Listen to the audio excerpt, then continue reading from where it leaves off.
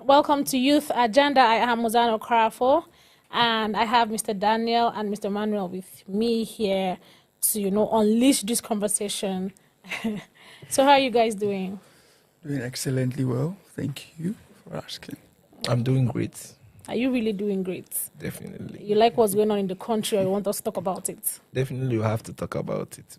But thank goodness I'm doing great. Thank goodness you're alive. Exactly. So Dangote has come out to say that with the way the Iran conflict with the US is going, Iran, Israel, the whole conundrum going on there with them, that it's going to affect us down here, that we may have to start working from home. And this kind of talk is not particularly for maybe government parastatals or people who are still using papers in their system of work. This kind of talk is typically kind of addressed to the youth. It's typically telling us that this newer generation and the generation that have come up are similarly going to be working from home. My question is this even something that should be talked about more, or is this something that should be emphasized because this is 2026?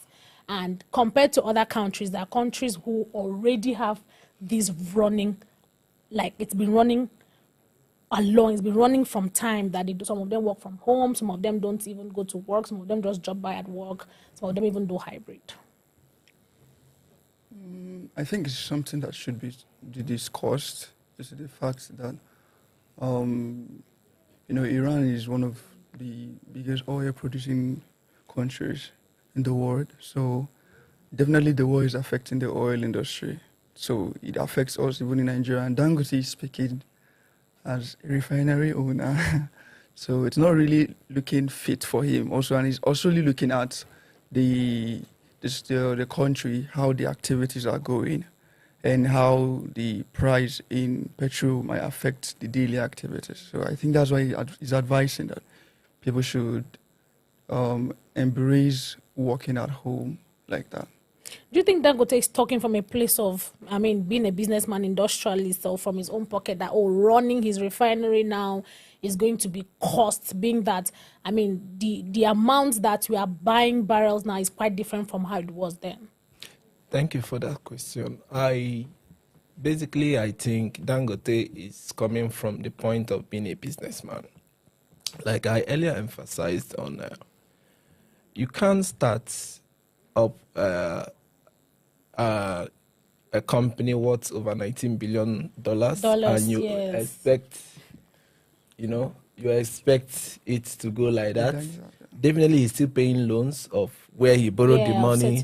The last event we had, I was trying to tell him Dangote is trying to still pay off the loans and all those things. So Dangote advising or addressing the situation on ground now, talking about the oil prices, the war, making it as if we might go back to the 2020 era of working from home.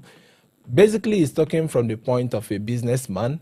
Buying fuel now or diesel. I think diesel prices as at today was 1,850. Then fuel is being sold to the point of 1,415 in a country where their minimum wage is less than $50. So do you expect him to? So definitely Dangote is talking from the business point of view. Yeah. So people, you don't have money to go to your workplace. You have to stay at home. Countries like Indonesia have started already. They have reduced their working days to 4 days. To 4 days, yes. The remaining days you can work because the oil price is affecting all the nations on earth.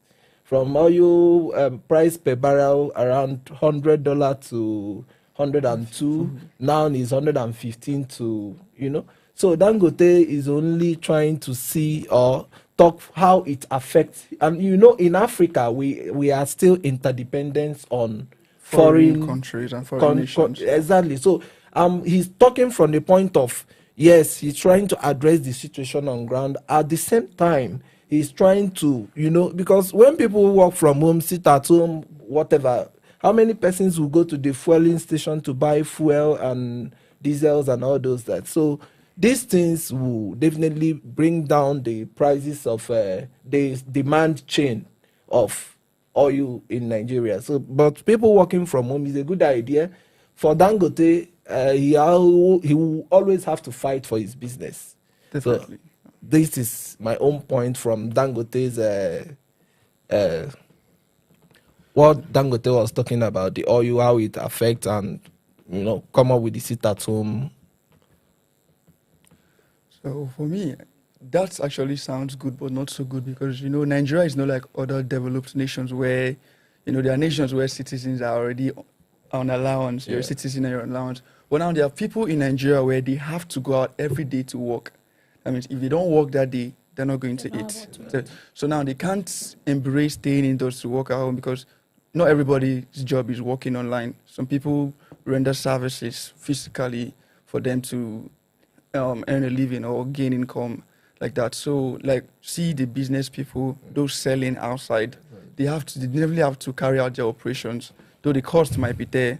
And then maybe the boy hawking pure water out there, if he doesn't go out, he might not get what to eat.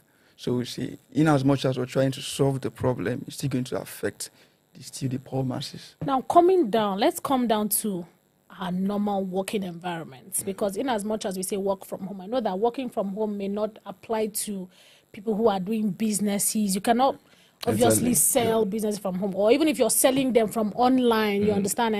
How many people buy meat every day from online? Some people go to the markets and all of that. So let's talk about the real work that we're talking about, the hybrid jobs, the jobs that actually can be done at home.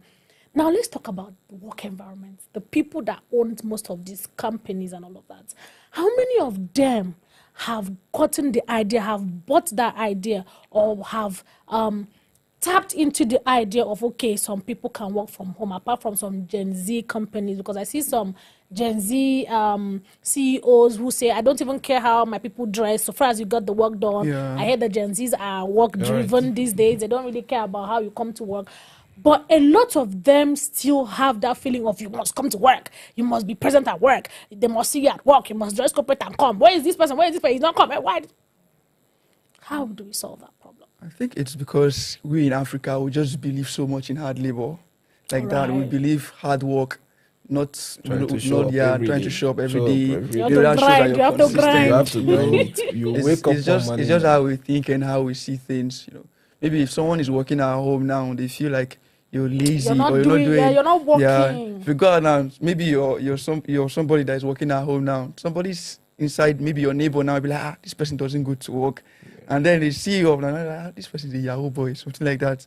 So in Africa, we just need to put the effort. They want you to put the effort to show that, yes, I'm seeing you. And then, should I say sometimes they enjoy suffering people? No. Yeah. I think outside the fact that we like to suffer because of how we're brought up, but don't you think some government organizations also need orientation about working from, for example, the force men? If you tell a policeman now, Mr. Emmanuel, I work from, I'm a remote worker, some of them don't quickly they just label it that you're doing Yahoo. You are a fraudster. You now have beards like you have now. They look at you like, like this one is a thief. Pack. Bring your license. Bring this one. Okay, thank you. I think from my own point of view, working from home in a third world country like Nigeria, it's almost, let me just use the word semi-impossible.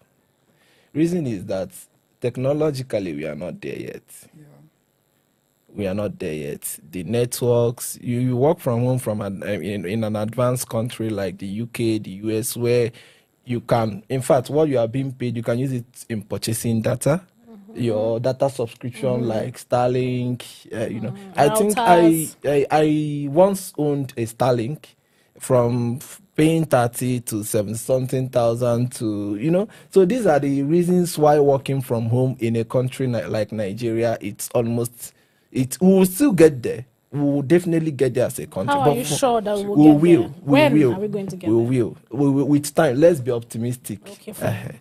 Let's do it. So, but for now, I believe that there is a need for, even if we have about 5 working days in a week, make 2 days hybrid, then 3 days you can show up in your workplace, or at least, for the government, there are things that does not require you using your laptops or whatever. And again, working from home requires you having some kind of technological Gadgets, equipment. yes. So how much are you being paid that you can maintain like a laptop now? There's a guy, sorry, let me take us aback. There's one medical doctor that is based in UK. Last year he started a 10K project, 10K laptop project to share among about to 10,000 Nigerians. And the average cost per laptop is about 300,000. So what it means is that we are looking forward to getting, or he is looking to getting 3 billion naira to, I think Don Jazzy, everybody knows Don Jazzy, a music producer. He was the first person that donated money for that project. After that project, he has been sharing laptop or free sale. I think 2 days ago in his Twitter, and I think he shared about 5 laptops. So working from home requires a whole lot of, and in Nigeria, where their minimum wage is still less than $50 or 70K, if it's in a country like in an advanced, not advanced, there are some African countries that There's some pays African well. countries here that pays well. Kenya pays well. Seychelles pays well. You can you check your records. South Africa there. So South Africa pays unemployed youth in their country. They give them stipends. But here, you work, your employer or your employer will definitely want you to show up because they want to be seeing you to make sure They that have that that money, feeling, yes, they are that you're draining that working, money yes.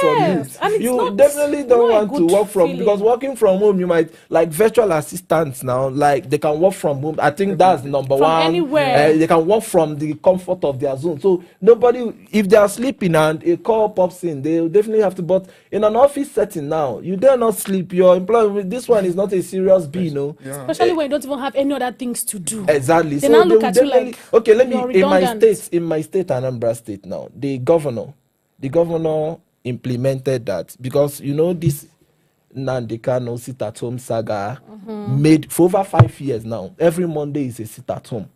Now my mom is a government teacher, so weeks ago I spoke with her. So she was telling me that the governor mandated that any Monday that you didn't show up, 20,000 naira will be removed from your salary. And how much is the salary? I asked my mom how much she's on level 13 now. How much is her salary that they will remove As a 20,000 level 13 officer. So I think that time I can remember when Rocha Sokorocha, the former governor of Imo State, he did this project of work 3 days in a week, the remaining 2 days using, I think during the peak Buhari economic recession era. Use the remaining Thursday and Friday to go to your different farms. And so I believe all of us know what happened in COVID period. People that worked from home made a whole lot of money. Yeah. I once taught students in the UK. I taught chemistry. Online I schooling. did online. I did tutorials, free tutorials. You know, teachers, you listen to radio stations. So working from home for Nigeria, in a country like Nigeria, one is that there should be a reorientation of our employers down to the employees, because most of our employers feel like if you don't show up, you're not a serious being, unless it's a company that it's Requires you to be there exactly always, yeah. like the oil companies that AI can, but now AI can help in so many things. So working from home in this kind of scenario is almost, and it will definitely affect the economy because the demand, the oil, the whatever, the petrol, the fuel prices, people go out, commuters go in, go out every day. A country of almost 234 million people, definitely have to. But countries like Libya produces, or Angola, they produce, those countries, though they are less in population, but they are doing well. In Africa now, Egypt, I think Egypt is the number one country that is advanced in technology. Egypt, South Africa, then Morocco and the rest. Japan. Now, I mean in Africa. Okay, I'm not talking about the world in general. So these are the issues. So it definitely doesn't work, and it won't work now, but definitely with time it will work in Nigeria. I saw a skit where someone said, if you want to look serious to a Nigerian employer, even if you don't have anything, just carry your laptop, pass, do like network is Just jamming the you. waka, Just the waka. move from Carry one your end book. to the other. Look this one. Oh shit, what's wrong?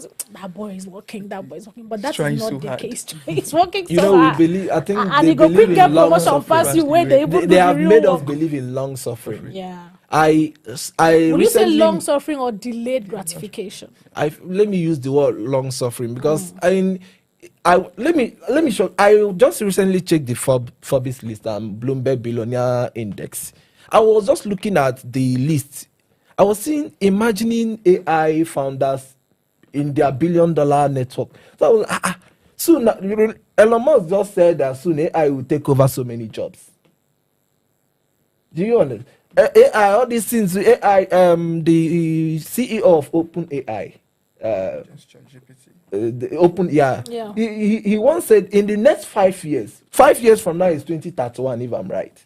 In the next 5 years, it's only maybe in the field of, that was why they were telling people, all these things, you people go to school and study all those things that AI can do. Soon AI will start operating in a clinical theater, in a theater in a hospital. You get so these things will definitely affect us in a way, but I believe there is a way we can still balance the equation of both working from home and hybrid and going out to your different physical offices. That's just it. Okay, so let's hope that the future of work by 2030 is going to be that jobs will not be declining so much. And even if it declines from manual labor, we can still lay our hands on things, and that the government is actually ready for this type of work from home, like Dangote has said. Whether he's talking from an industrialist point of view, but that's the truth. That is what is obtainable in other countries, whether African countries or other European countries. Thank you so much for joining us on Youth Agenda today. I'm Hosanna Krafan. Catch us next time.